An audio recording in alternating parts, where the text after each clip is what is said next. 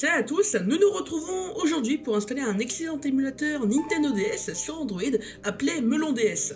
Cet émulateur va vous permettre de jouer à vos jeux DS, mais également de pouvoir profiter du menu original de la console, ou bien d'aller plus loin avec le jeu en réseau. Je tiens à rappeler que je ne fournirai aucun lien pour obtenir le BIOS ou les ROM de la console. Cette vidéo est à but purement éducatif et n'encourage pas au piratage. Tout d'abord, nous allons directement nous rendre sur le Google Play Store pour rechercher l'émulateur et enfin, il suffira simplement de l'installer.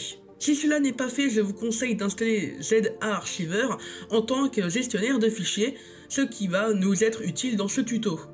Avant de lancer Melon DS, nous allons créer un nouveau répertoire où sera présent les ROM, dont les BIOS de la console. Personnellement, je vais en créer un par défaut dans la racine de stockage de mon téléphone, mais bien entendu, vous pouvez créer un dossier n'importe où sur votre appareil. Une fois le dossier créé, nous allons y mettre les jeux et le BIOS. Désormais, on va lancer l'émulateur et définir un répertoire.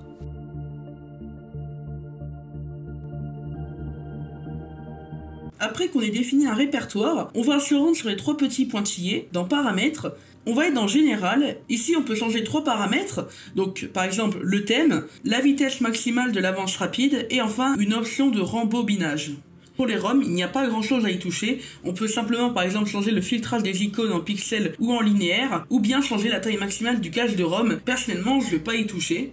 Fichier de sauvegarde, c'est pour avoir un emplacement de sauvegarde, donc normalement cela se fait automatiquement par l'émulateur. Dans Système, on va pouvoir ici paramétrer le firmware de la console, l'heure, le pseudo, la devise ou encore la langue. On peut même changer la couleur ou la date d'anniversaire.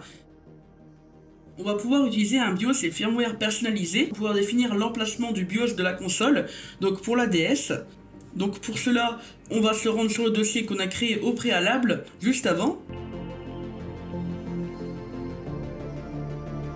Vous pouvez choisir si vous souhaitez utiliser le système par défaut qui est la DS ou la version DSi. Donc personnellement, je vais prendre la version DSi. Et donc n'oubliez pas de cocher la première option pour pouvoir utiliser vos BIOS ainsi que des firmware personnalisés. Vous pouvez également cocher afficher l'écran de démarrage si vous le souhaitez. Personnellement, moi je l'active.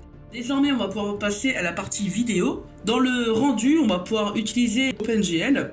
Vous pouvez augmenter la résolution de la console si vous le souhaitez. Dans Filtre, pour appliquer un filtre sur la console, on n'a pas besoin d'y toucher. Ici, c'est pour savoir si vous voulez mettre le compteur de FPS. Pour la caméra, donc la source d'appareil photo pour la DSi, à vous de voir, mais je vais mettre écran noir de mon côté. Dans la partie audio, on n'a pas besoin de toucher à grand chose. Vous pouvez choisir les différentes options qui vous sont proposées.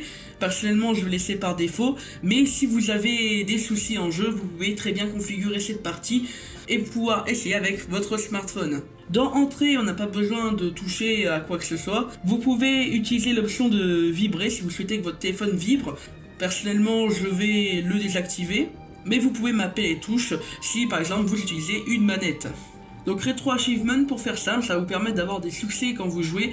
À vous de voir, il faudra simplement avoir un compte pour pouvoir y jouer. Et enfin la triche, celle qui va vous permettre donc d'avoir des cheat codes en jeu et de pouvoir, si vous en doutez, tricher en jeu.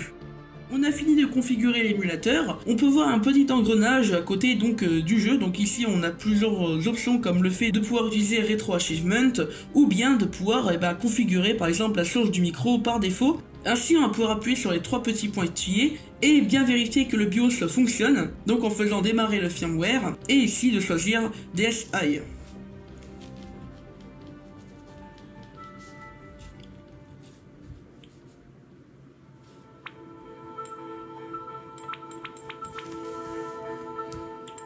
Donc comme vous pouvez le voir, le firmware marche bien.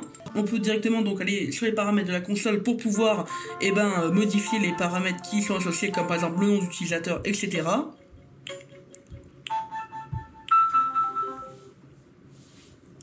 Et pour quitter, il suffit simplement donc de appuyer sur la petite flèche, voilà, et quitter.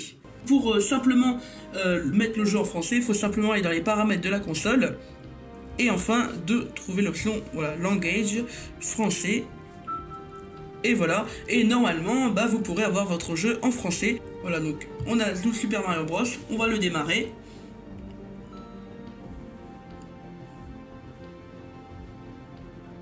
Et voilà, nous avons Mario Bros. Et donc on va par exemple choisir Mario, on peut créer de nouvelles fichiers de sauvegarde, enfin voilà. Si ce tutoriel vous a plu, n'hésitez pas de liker et de vous abonner, c'était qu'à faire. A plus!